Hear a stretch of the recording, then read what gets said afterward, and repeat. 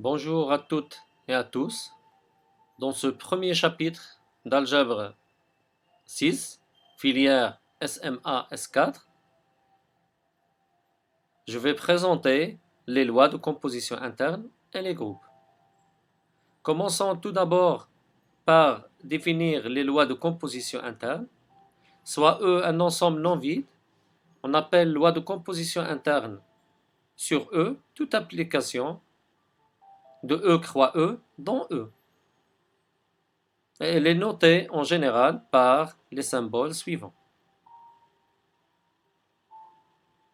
Si E est un ensemble muni d'une loi de composition interne étoile, alors pour tout couple XY de E carré, l'image de XY est notée X étoile Y et est appelée le composé de X et Y par la loi étoile.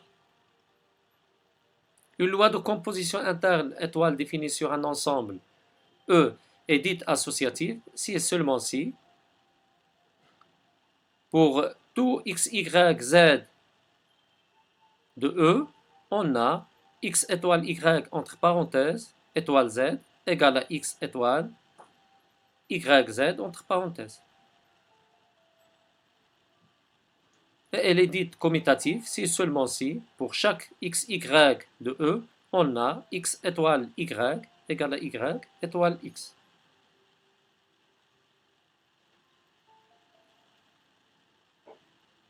Soit E étoile un ensemble muni d'une loi de composition interne étoile et A un élément de E, l'élément A est dit central si il vérifie l'équation x étoile A égale à A étoile x pour tout x de E. Et l'ensemble des éléments centraux de E est appelé centre de E. Et on le note CE ou bien ZE. On écrit ZE est l'ensemble des éléments A de E qui vérifie l'équation A étoile x égale à x étoile A pour tout x de E. Le premier résultat de ce chapitre est le suivant. Soit E étoile un ensemble muni d'une loi de composition interne. La loi étoile est commutative si et seulement si le centre de E égale à E.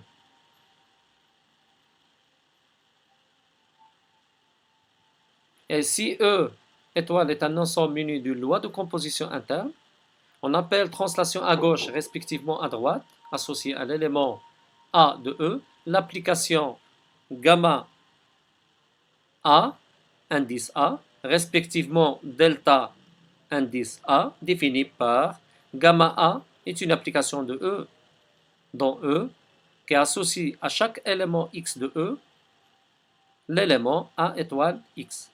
Et delta A est l'application définie de E dans E qui associe à chaque élément X de E l'élément X étoile A.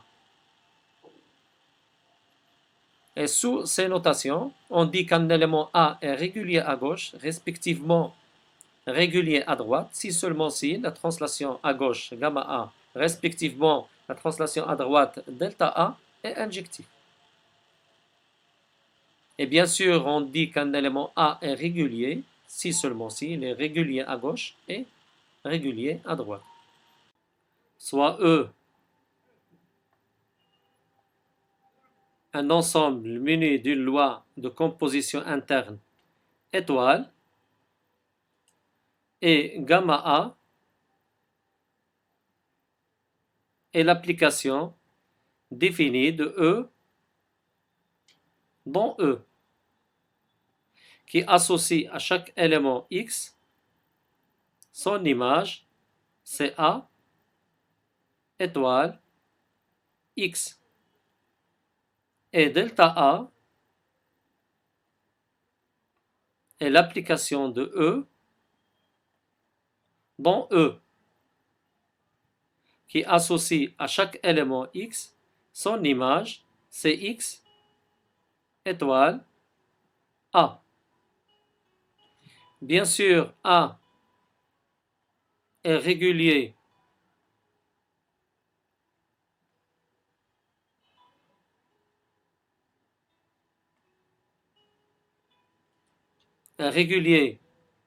à gauche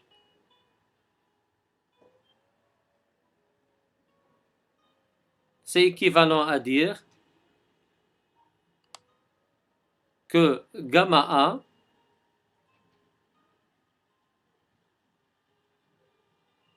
est injectif.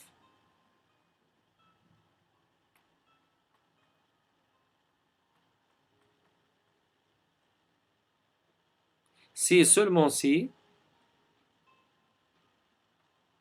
pour tout x, y, deux éléments de E, si gamma A de x égale gamma A de y, alors x égale à y.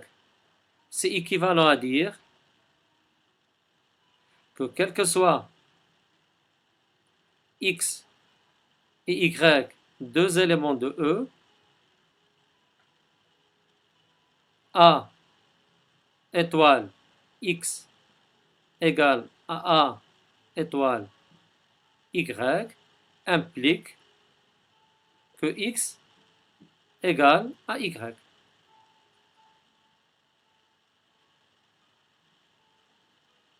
C'est-à-dire A est simplifiable à gauche ou bien régulier à gauche. De même,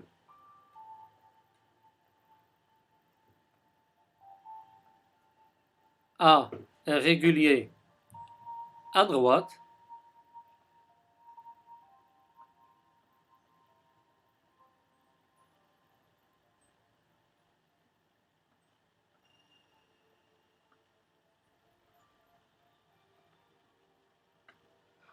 équivalent à dire que delta A est injectif.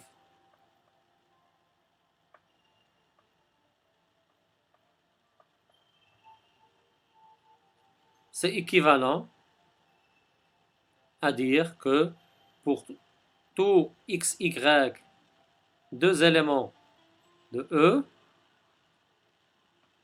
delta A de x égale à delta A de y implique que x égale à y. C'est équivalent à dire que pour tout x, y de E,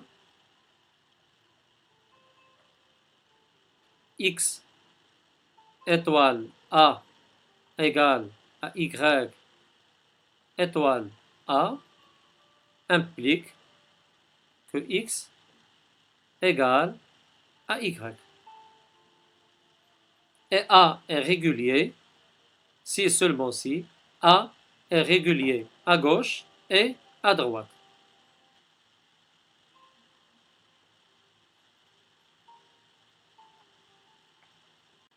Le premier théorème de ce chapitre est le suivant.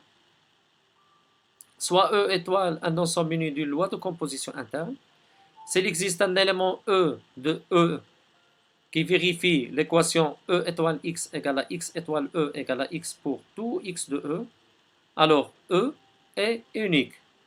On l'appelle l'élément neutre de l'ensemble E muni de la loi de composition interne étoile. Pour la démonstration, c'est facile. Il suffit de supposer qu'il existe deux éléments E et E', tels que pour tout x de E, on a E étoile x égale à x étoile E égale à x. Et E' étoile x égale à x étoile E' égale à x. Et bien sûr, on aura E étoile E' égale à E' étoile E égale à E et égale à E'. D'où l'unicité de l'élément neutre. Maintenant, on va définir le symétrique d'un élément de E. Soit E étoile un ensemble muni d'une loi de composition interne étoile et possédant un élément neutre E. On dit qu'un élément x de E est symétrisable ou bien inversible par rapport à la loi de composition interne étoile s'il existe un élément x' de E tel que x étoile x' égale à x' étoile x égale à E. Et dans ce cas, on dit que x' est le symétrique ou bien l'inverse de x. Et l'élément x est le symétrique ou bien l'inverse de x'.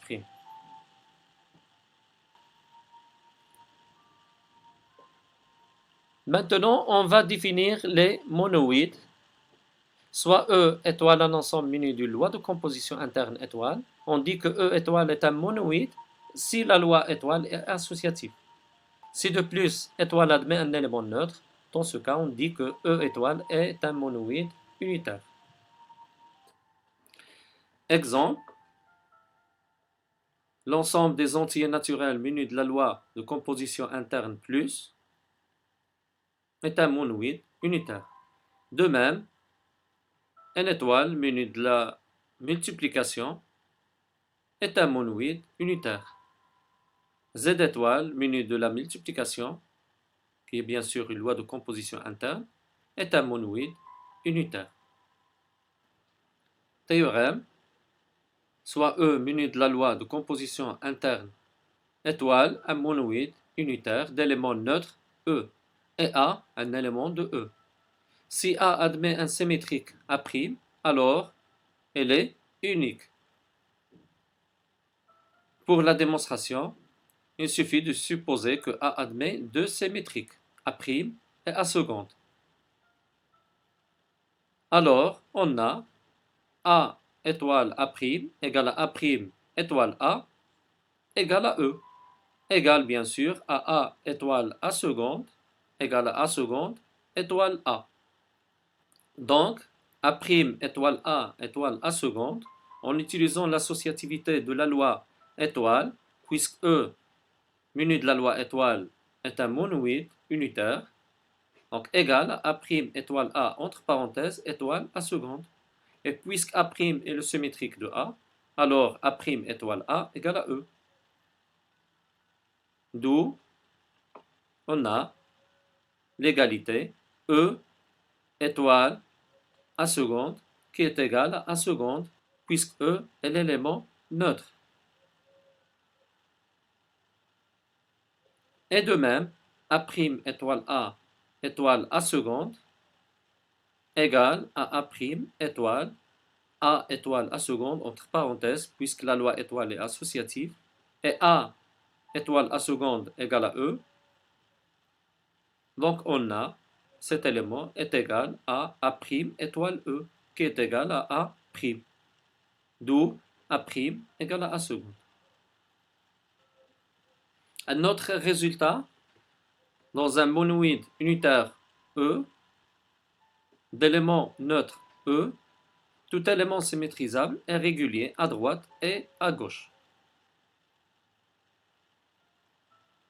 Démonstration, soit A un élément symétrisable de E, de symétrique A'. Montrons que A est régulier à gauche. Si A étoile X égale à A étoile Y, alors, composant par A' à gauche, le symétrique de A, on a A' étoile A étoile X égale à A' étoile A étoile Y. Et bien sûr, A' étoile A égale à l'élément neutre E.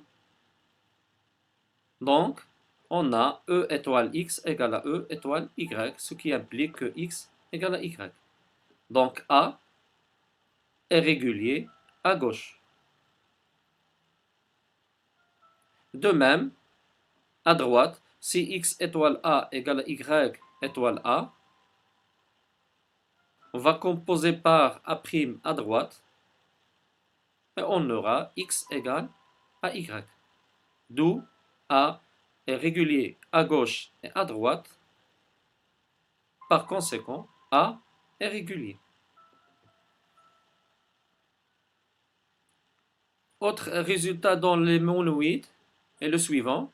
Soit E étoile un monoïde unitaire et A et B, deux éléments de E, symétrisables, de symétriques respectivement A' et B'. Alors, A étoile B est aussi symétrisable, de symétrique B' étoile A'. Et la démonstration est aussi simple. Il suffit de composer par B' étoile A' à gauche et à droite de l'élément A étoile B. Donc B' étoile A' entre parenthèses étoile AB entre parenthèses, A étoile B entre parenthèses. Par l'associativité de la loi étoile, on a cet élément est égal à B' étoile A' étoile A étoile B, qui est bien sûr égal à B' étoile B, puisque A' étoile A égale à E. Et B' étoile B' égale à E. Donc le symétrique de AB à gauche est B' étoile A'. De même à droite, A étoile B entre parenthèses étoile B' étoile A' entre parenthèses égale à A étoile B étoile B' étoile A. Et B étoile B' égale à E. On obtient alors A étoile A' qui est égal à E. D'où le résultat. Passons maintenant à la définition des groupes. Un ensemble G muni d'une loi de composition interne étoile est dit un groupe si la loi étoile est associative, la loi étoile possède un élément neutre et tout élément de G est symétrisable. On peut dire aussi qu'un groupe est un monoïde unitaire dont tous les éléments sont symétrisables. Si de plus la loi étoile est commutative, on dit que le groupe G est commutatif ou bien abélien. Si le groupe G n'a qu'un nombre fini d'éléments, on dit que G est un groupe fini ou bien un groupe d'ordre fini. Et comme notation, si la loi du groupe G est notée multiplicativement, on dit que le groupe est multiplicatif. Et on le note G, virgule, point, entre parenthèses. Et si la loi du groupe est notée additivement, on dit que le groupe est additif. Et on le note, entre parenthèses, G, virgule, plus. Comme exemple de groupe additif abélien, les groupes Z, Q, R et C munis de la loi additive.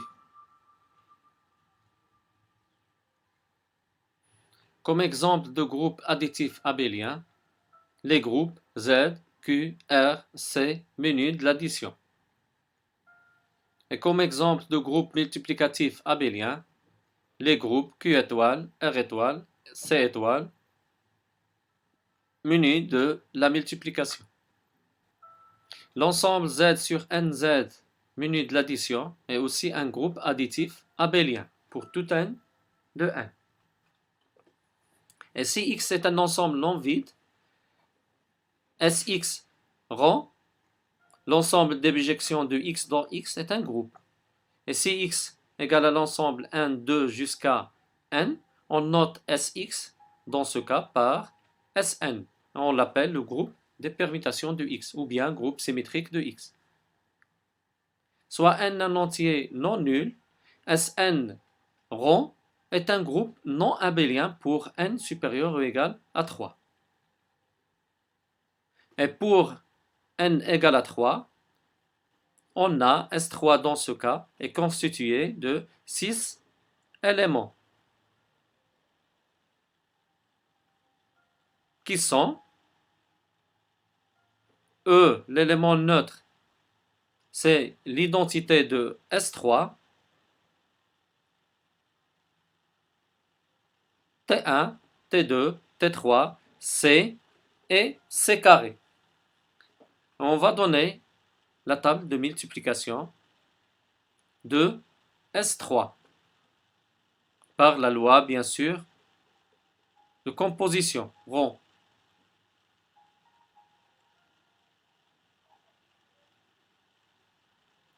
E rond E, c'est E.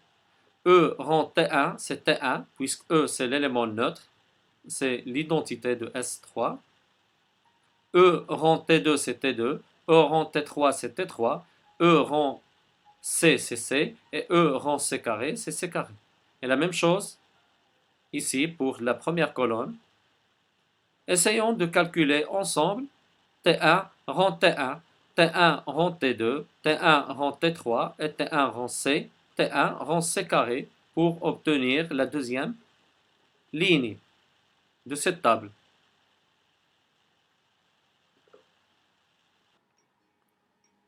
Soit S3, le groupe symétrique, composé des permutations suivantes.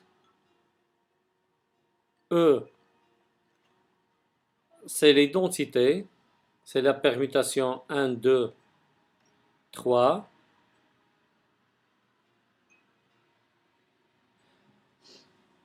E, c'est l'identité, c'est la permutation qui donne à 1 l'image 1, l'image de 2 c'est 2 et l'image de 3 c'est 3. T1 est la transposition qui laisse fixe 1 et donne à 2 l'image 3 et à 3 l'image, son image c'est 2. De même, T2 est la transposition qui laisse fixe le 2 et donne à 1 comme image c'est 3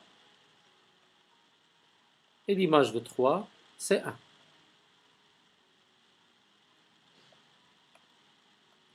T3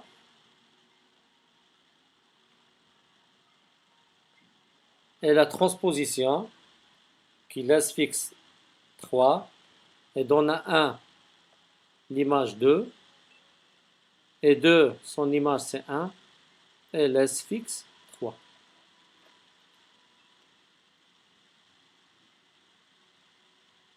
C, c'est le cycle qui donne à 1 l'image 2, l'image de 2 c'est 3 et l'image de 3 est 1. Et enfin, C carré ou bien C2, C carré, c'est le cycle qui donne à 1 l'image 3, à 2 c'est 1, et l'image de 3 est 2.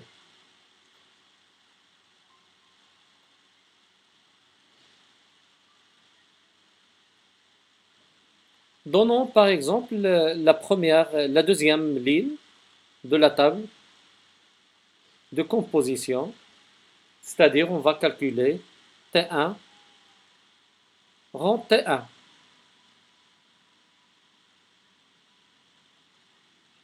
Donc c'est la permutation 1, 1, 2, 3, 3, 2, rond 1, 1, 2, 3 et 3, 2. Donc c'est une permutation. On va calculer l'image de 1, de 2 et de 3. Donc bien sûr l'image de 1 par T1 c'est 1. Et ensuite si on calcule l'image de 1 par T1 encore, donc ça donne 1. L'image de 2 par T1 c'est 3. Et l'image de 3 par T1 c'est 2. Donc l'image de 2 c'est 2. L'image de 3 par T1 c'est 2. Et l'image de 2 par T1 aussi, donc c'est 3. Donc c'est l'identité, c'est l'élément neutre de S3.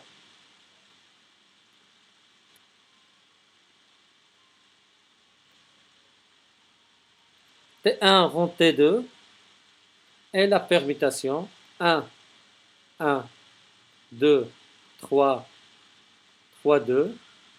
C'est la transposition T1 rond la transposition T2. C'est-à-dire l'image de 1 est 3, l'image de 2 est 2, et l'image de 3 c'est 1. On va calculer l'image de 1, de 2 et de 3. Donc l'image de 1 par T2 c'est 3, et l'image de 3 par T1 c'est 2. L'image de 2 par T2 c'est 2, et l'image de 2 par T1 c'est 3. Donc je vais mettre 3. Et l'image de 3 par T2 c'est 1, et l'image de 1 par T2, donc c'est 1. Et ce n'est autre que la permutation T3, c'est-à-dire la transposition T3. Et ensuite, je vais calculer T1 rang T3.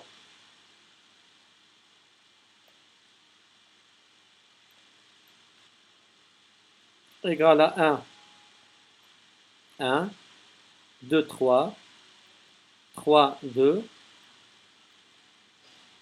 rang T3, c'est-à-dire 1, 2, 2, 1 et 3, 3. Donc de même, on va calculer l'image de 1, de 2 et de 3 par T1 rang T3. L'image de 1 par T3, c'est 2, et l'image de 2 par T1, c'est 3. Donc je vais mettre 3. L'image de 2 par T3, c'est 1, et l'image de 1 par T1, c'est 1. L'image de 3 par T3, c'est 3, et l'image de 3 par T1, c'est 2, donc je vais mettre c'est 2. Et cette permutation n'est autre que le cycle C2, C au carré, donc c'est C au carré. Ensuite, je vais calculer T1 rang C. C'est 1, 1, 2, 3, 3, 2, rang, le cycle, 1, 2, l'image de 2, c'est 3, et l'image de 3, c'est 2.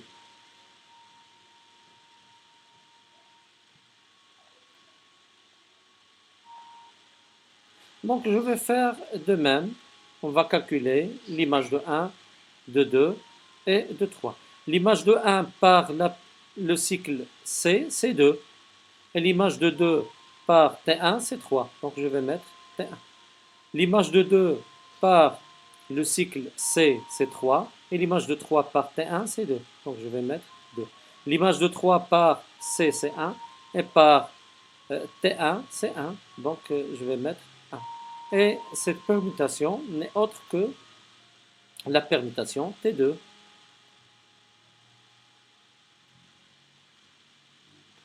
Et enfin, T1 rang C au carré,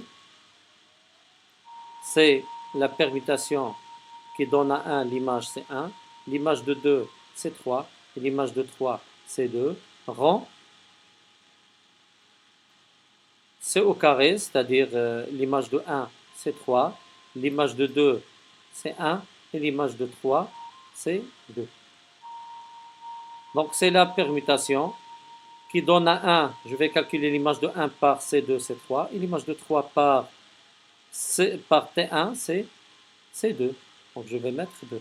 L'image de 2 par C au carré c'est 1, et l'image de 1 par T1 c'est 1. Et enfin, l'image de 3 par C au carré c'est 2, et l'image de 2 par T1 c'est 3. Et cette permutation, donc c'est la permutation T3 égale à T3. Ainsi, on a donné la troisième ligne de la table de composition des permutations de S3. Un résultat très important dans un groupe G, noté multiplicatif, pour tout élément A d'un groupe noté multiplicatif G, les applications gamma A et delta A, les translations à gauche et à droite, sont des bijections.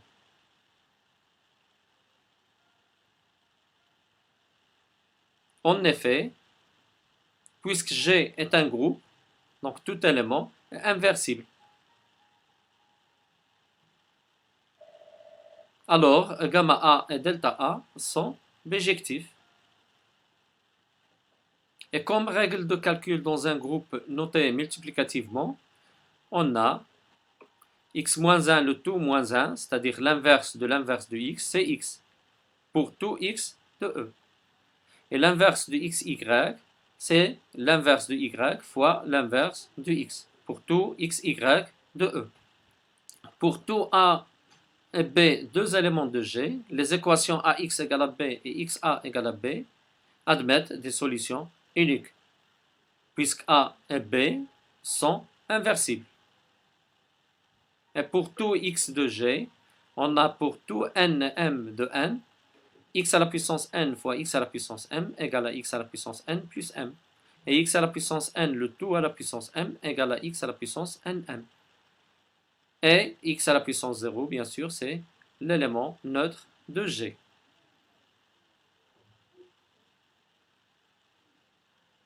Avec bien sûr x à la puissance n, c'est x fois x fois x n fois.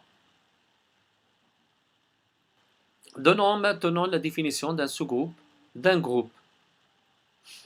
Soit G un groupe noté multiplicativement et H une partie de G. On dit que H est une partie stable si seulement si, pour chaque xy de H, on a x fois y appartient à H. On appelle sous-groupe d'un groupe G, noté multiplicativement, toute partie H non vide de G stable, et tel que H muni de la loi induite de G est un groupe. Et on note dans ce cas H inférieur ou égal à G, c'est-à-dire H est un sous-groupe de G. Et comme remarque, les sous-groupes de G ont le même élément neutre que G. En effet, si on note E l'élément neutre de G et E' l'élément neutre du sous-groupe H, alors on a E fois E' égale à E' fois E' égale à E'. Et comme E est l'élément neutre de G, et E' elle est régulier, puisque c'est un élément d'un sous-groupe, il est régulier dans G, on peut simplifier par E', donc E égale à E'.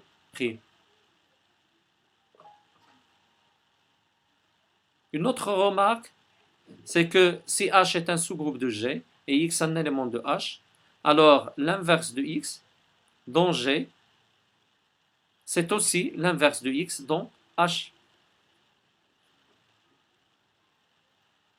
En effet, si on note x' l'inverse de x dans H et x moins 1 l'inverse de x dans G, alors dans ce cas, on a x fois x' égale à E, puisque E c'est l'élément neutre de H, qui est égal aussi à x fois x moins 1, puisque x moins 1 c'est l'inverse de x dans G. Et puisque x est régulier dans G, donc on peut simplifier par x à gauche. Et on aura x égale à x'. Donc l'inverse de x dans H, c'est l'inverse de x dans G. Si H est bien sûr un sous-groupe de G. Comme exemple de sous-groupe,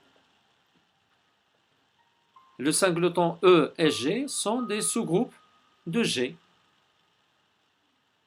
Et tout sous-groupe de G qui est différent du singleton E et de G est appelé sous-groupe propre de G. Et pour chaque n de n, nz est un sous-groupe de Z. Avec nz, c'est l'ensemble des éléments de la forme n fois A, avec A est un entier, avec A est un entier. Et tout sous-groupe de Z est de la forme nz. C'est simple à vérifier. Dans le deuxième exemple, il suffit d'appliquer la définition d'un sous-groupe. Dans l'exemple 3, on a bien sûr nz, c'est un sous-groupe de Z. On va prendre H, un sous-groupe quelconque de Z. Et on va montrer que H s'écrit sous la forme de nz. Il suffit d'utiliser la division euclidienne et utiliser le lemme de Zorn. Passons maintenant au théorème de 3.1. Pour qu'une partie non vide H d'un groupe multiplicatif G soit un sous-groupe, il suffit que pour tout xy de H, x fois y moins 1 appartient à H. Démonstration. L'application directe est clair, puisque si H est un sous-groupe de G, donc H muni de la multiplication est un groupe. Donc pour chaque xy de H, on a y moins 1 appartient à H. Et H est stable par la multiplication, donc x fois y moins 1 appartient à H. Inversement, la loi multiplicative est associative dans H, puisqu'elle est associative dans G. Et si x appartient à H, alors par hypothèse, on a x fois x moins 1 qui est égal à E appartient à H. Donc H contient l'élément neutre. De plus, E fois x moins 1 égale à x moins 1 qui appartient à H. Donc tout élément est inversible dans H, d'où H est un groupe pour la loi induite de G, c'est-à-dire que H est un sous-groupe de G. Démontrer que le centre ZG d'un groupe G est un sous-groupe. D'abord, l'élément neutre de G, E, appartient au centre de G, car EX égale à X E, quel que soit X de G. Deuxièmement,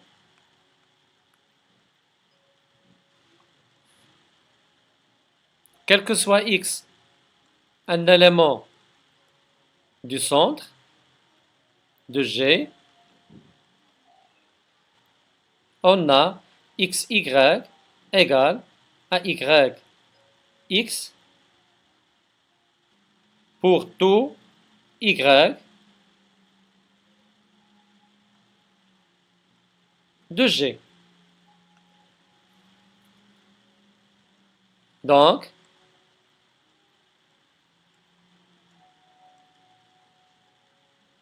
x moins 1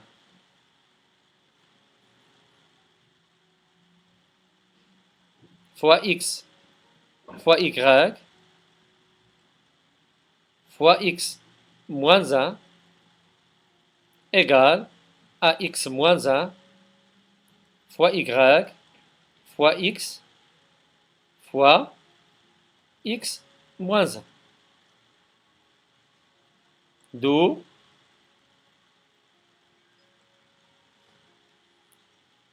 puisque la loi est associative, on a y fois x moins 1 égale à x moins 1 fois y. Et ceci, quel que soit y de G.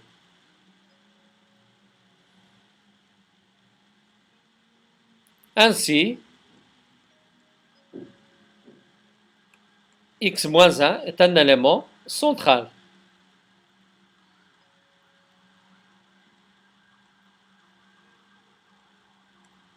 Pour tout élément central x,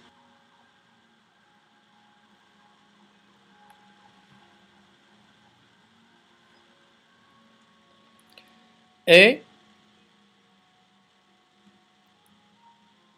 pour tout x et y de z de G,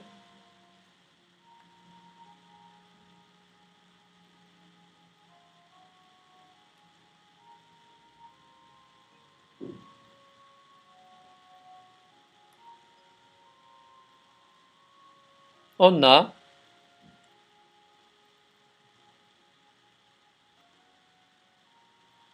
xy moins 1 fois z égale à x y moins 1 fois z, entre parenthèses, puisque la loi est associative,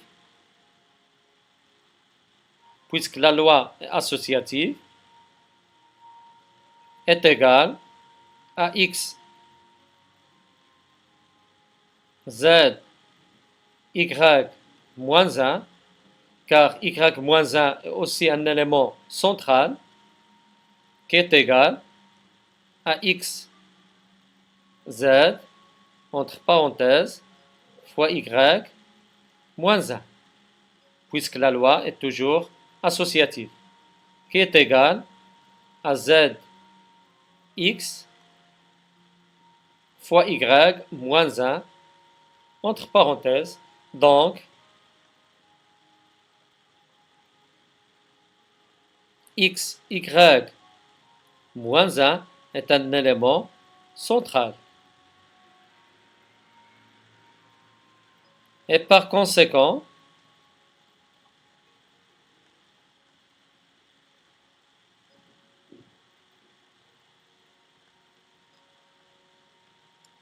Zg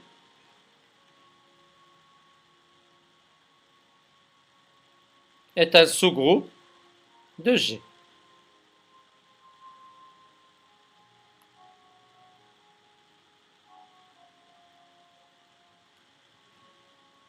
Définissons maintenant les homomorphismes et isomorphismes de groupe. Soit G étoile et G' truc de groupe. Et F, une application de G dans G'. On dit que F est un homomorphisme de groupe si, pour tout xy de G, on a fx étoile y égale à fx truc fy. Si de plus f est bijectif, on dit que f est un isomorphisme de groupe.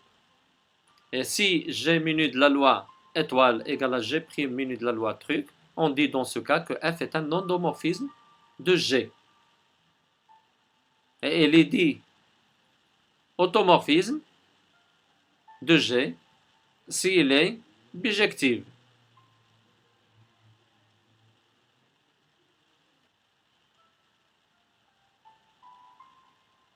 Et comme règle de calcul dans le cas des homomorphismes de groupe,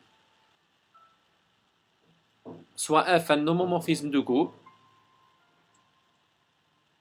groupe multiplicatif G vers le groupe multiplicatif G'.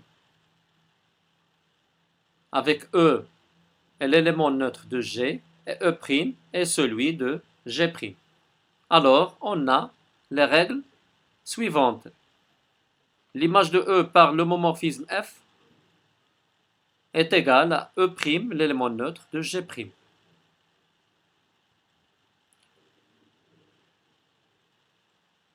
L'image de l'inverse de X par l'homomorphisme F est l'inverse de l'image de X par l'homomorphisme F. Et si H est un sous-groupe de G, alors FH est aussi un sous-groupe de G'. Inversement, si K est un sous-groupe de G', alors F-1 de K est aussi un sous-groupe de G. En particulier, le quart de F, qui est égal à F-1 du singleton E', qui est égal à l'ensemble des X qui appartient à G, tel que F de X est égal à E', l'élément neutre de G', et aussi un sous-groupe de G. Et l'image de F est un sous-groupe de G'. Comme résultat de 3 et 4. En prenant H égale à G, dans 3, et K égale au singleton E dans 4. Et comme démonstration, dans 1, il suffit de voir que E égale à E fois E. Donc l'image F, donc F de E fois E égale à F de E fois F de E, puisque F est un homomorphisme de groupe. Donc F de E égale à F de E fois F de E. Et comme tout élément de G' est régulier, alors on peut simplifier par F de E, donc F de E égale à E'.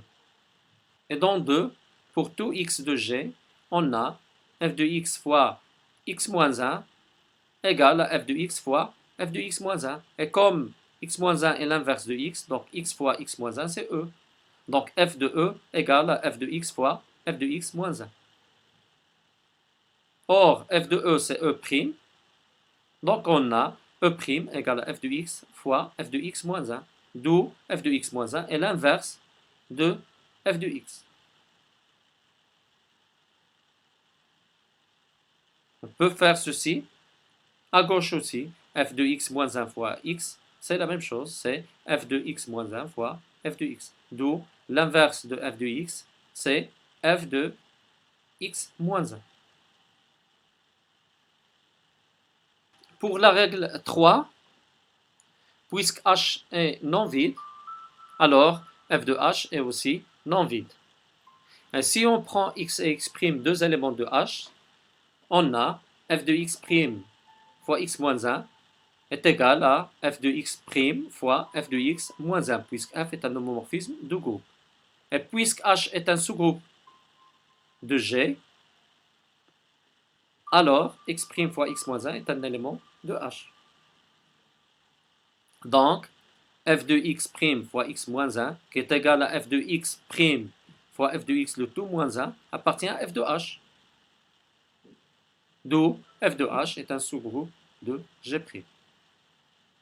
Et pour la propriété 5, il suffit de voir que f de E égale à E' appartient à K,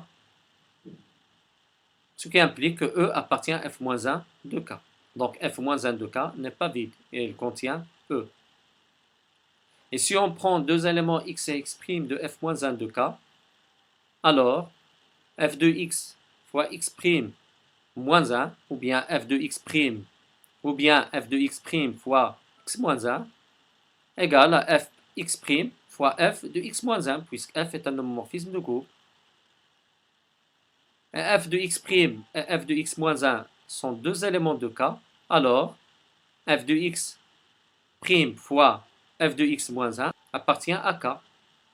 C'est-à-dire que x' fois x moins 1 appartient à f moins 1 de K.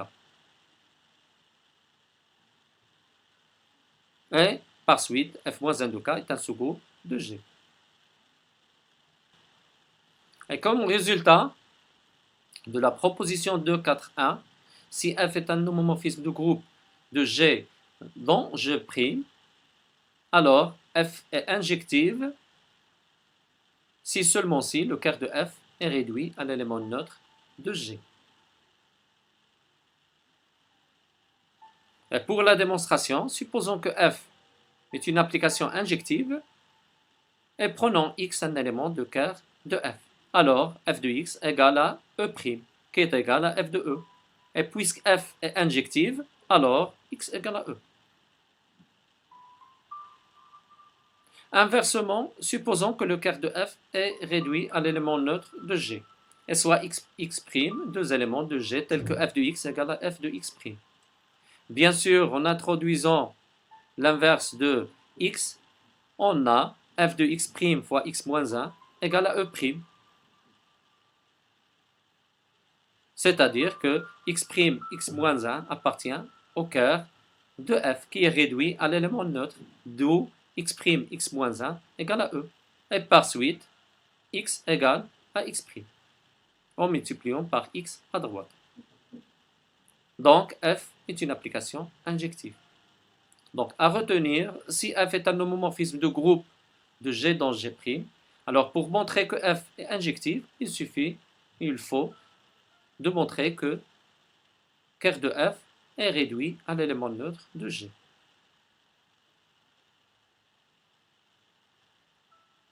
Et si f est un isomorphisme de groupe de G dans G', alors l'application réciproque f-1 est aussi un isomorphisme de G' dans G.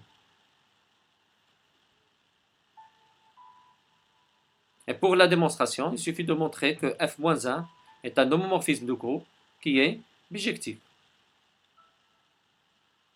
f-1 est un homomorphisme de groupe. En effet, si on prend deux éléments x' et y' de G', alors il existe deux éléments x et y respectivement de G, tels que x' égale à f de x et y' égale à f de y. Donc, f-1 de x' fois y', c'est f-1 de f de x fois f de y, qui est égal à f-1 de f de xy, puisque f est un homomorphisme de groupe. Et f-1f, c'est l'identité, donc c'est xy. Et x, c'est f-1 de x', et y, c'est f-1 de y'. Donc on a montré que f-1 de x' y' égale à f-1 de x' fois f-1 de y'. Donc f est un homomorphisme de groupe. Et puisque f est bijectif, alors f-1 est aussi bijectif. D'où f-1 est un isomorphisme de G' dans G.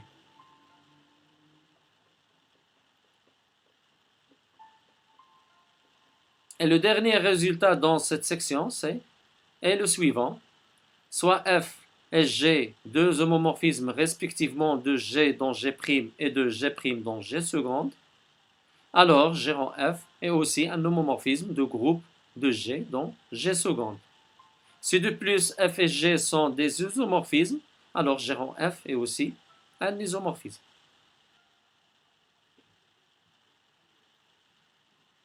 Dans cette partie, on va introduire la notion de sous-groupe engendré par une partie d'un groupe. Commençons par la proposition 2, 4, 5. Soit G un groupe, l'intersection d'une famille quelconque de sous-groupes de G est un sous-groupe de G. Démonstration. Soit HI avec I appartient à I, une famille de sous-groupes de G. Et montrons que l'intersection des HI avec I parcourt grand I est un sous-groupe de G. L'élément neutre E de G appartient à HI pour tout I de I. Et par suite, E appartient à l'intersection des HI. Et si on prend x et y, deux éléments de l'intersection des HI, alors xy-1 appartient à HI pour tout I de grand I, car HI est un sous-groupe de G. Et par suite, xy-1 appartient à l'intersection de HI avec I appartient à grand I. Et par suite, l'intersection des HI est un sous-groupe de G. Donc l'intersection quelconque de sous-groupes de G est un sous-groupe de G. Mais pour l'union, ce n'est pas toujours le cas. Définition, soit G un groupe X, une partie de G, le sous-groupe de G engendré par X, par définition, est le plus petit sous-groupe de G qui contient X. Et on le note, X entre chevrons. Si le sous-groupe engendré par X égale à G, on dit dans ce cas que X est une partie génératrice de G. Et comme cas particulier, si X égale à l'ensemble vide, alors le sous-groupe engendré par X est réduit à l'élément neutre de G. Et si X égale au singleton E, alors le sous-groupe engendré par X est exactement X, c'est-à-dire le singleton E. Et enfin, si X égale à G, alors le sous-groupe engendré par X est exactement G. Dans la proposition 2, 4, 6, on donne une caractérisation du sous-groupe engendré par une partie X de G. Soit G un groupe et X une partie de G, alors le sous-groupe engendré par X, c'est-à-dire le plus petit sous-groupe de G qui contient X, c'est exactement l'intersection de tous les sous-groupes H de G qui contient X. Comme exemple, si G égale à Z menu de l'addition, alors si X égale à singleton N, alors le sous-groupe engendré par N égale à NZ. Et si X égale à l'ensemble NM, alors le sous-groupe engendré par X égale à NZ plus MZ.